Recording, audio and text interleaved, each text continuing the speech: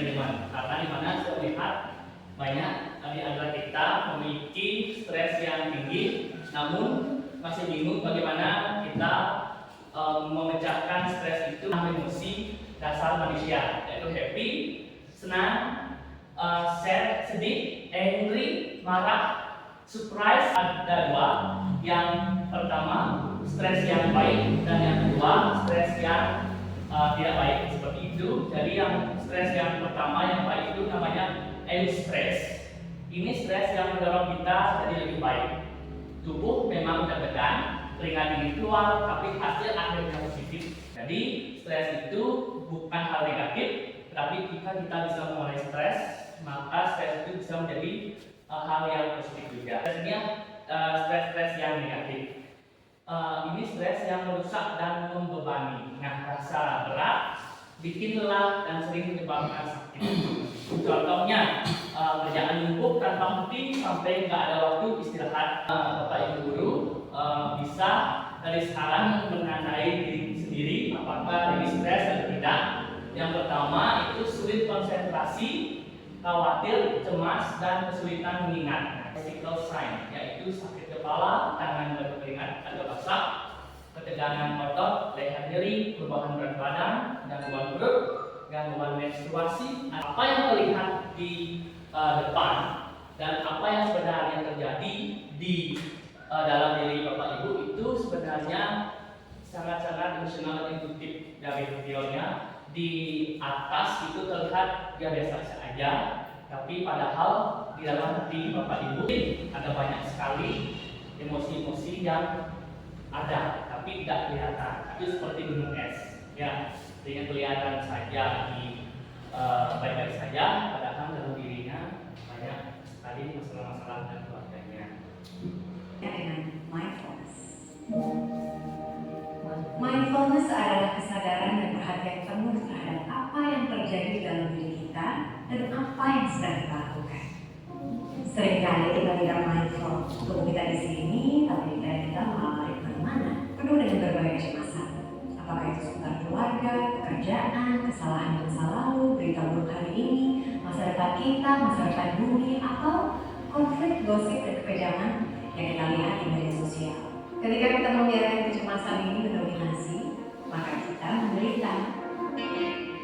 Kita bisa libur dari rasa cemas dan merasa lebih damai dengan mengambil waktu untuk mindful, menyatukan pikiran dan tubuh kita, memberikan perhatian penuh kita pada apa yang terjadi di saat ini. Apa yang Bapak Ibu lihat di pertama kali diperlihatkan di presentasi? Tahu jatuh dari gorila ini aku ada tiba-tiba soalnya kat situ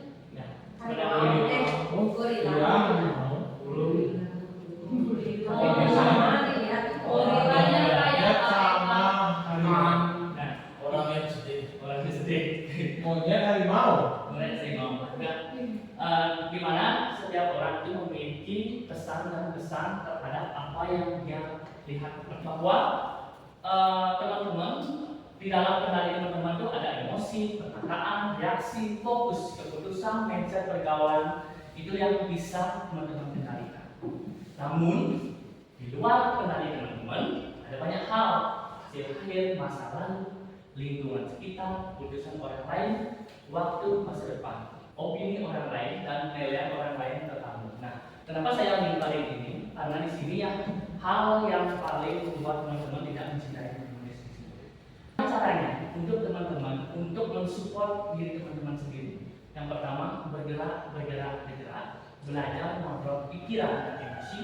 Itu mungkin pada ibu semuanya yang punya orang tua, yang punya anak, untuk mengontrol pikiran dan emosinya, dan juga mungkin ke istri juga kadang-kadang kita harus ke istri, ke suami belajar mengontrol pikiran dan emosi. Ya, melatih dan mengontrol pernapasan itu juga bisa dipakai kalau marahan sama suaminya mungkin di rumah.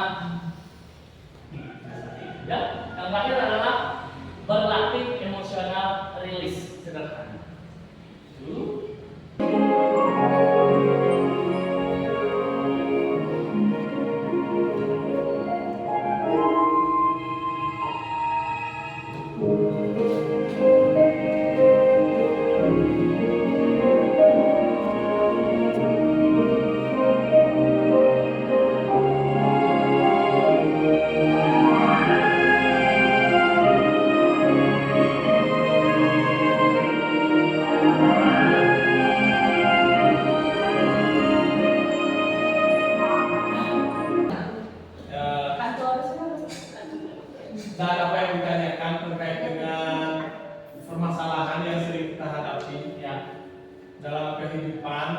mana setiap orang mempunyai tingkat permasalahan yang masing-masing orang tidak bisa disamakan. Itu yang pertama. Jadi kalau misalkan Mister atau Pak Ari menanyakan personal seseorang untuk mempunyai masalah itu, mungkin lebih ke pribadi saya menjurus kepada hal yang dikatakan untuk menikmati diri sendiri, kebahagiaan untuk kita bisa lewati dengan kita melakukan hal yang kita senangi, untuk melepas emosi yang kita akan menghindari kita dari stres. Itu secara tidak langsung terhalangi dengan keterikatan kita untuk di fase yang mana kita akan mengejar yang lebih dewasa, tingkat yang lebih dewasa. Misal contoh di pada waktu fase menikah, fase punya anak, fase di lingkungan bermasyarakat, secara tidak langsung menyita waktu kita untuk healing, waktu kita untuk menikmati kehidupan kita yang sebelum-sebelumnya. Jadi dengan hal itu terjadi, kita dari saya pribadi hanya menjalankan prosesnya, dan semoga setelah terlewati semuanya akan kembali lagi di fase kita bisa menikmati fase-fase yang mana kita bisa healing, bisa jalan-jalan, bisa save money, bisa menabung dan lain sebagainya. Jadi untuk permasalahan itu saya tidak ambil pusing dan saya tidak berharap bahwa itu akan menjadi masalah, tapi itu menjadi proses agar nanti setelah ini terlewati saya bisa lagi ke fase yang mana saya bisa bahagia dengan kesenangan yang saya buat sendiri. Begitu Pak. Ya, terima kasih undangan teman-teman. Teman-teman di sini semua saya ingin sendiri, karena bagaimanapun diri sendiri itu sangat berharga. Kadang-kadang saat kita menyayangi diri sendiri itu bukan hal yang egois, teman-teman.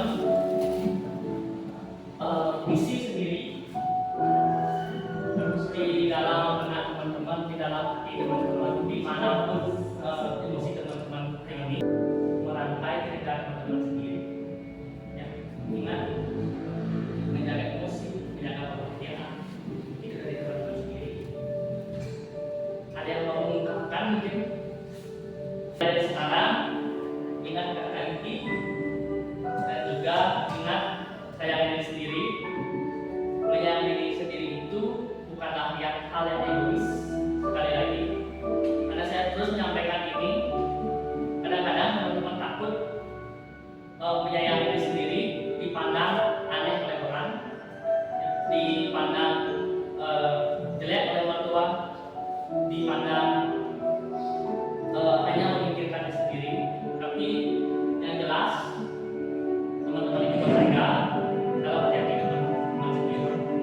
Ingat bahwa penghargaan seorang manusia itu bukan dihargai oleh orang lain, tapi dihargai oleh diri kita sendiri. Sekian dari saya, terima kasih. Badai Tuhan telah berlalu,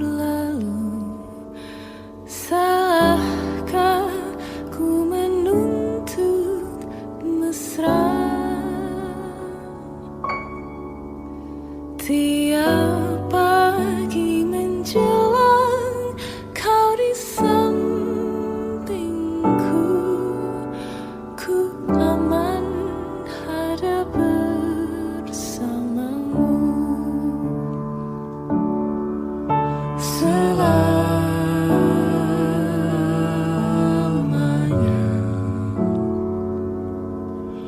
sampai kita tua, sampai jadi debu.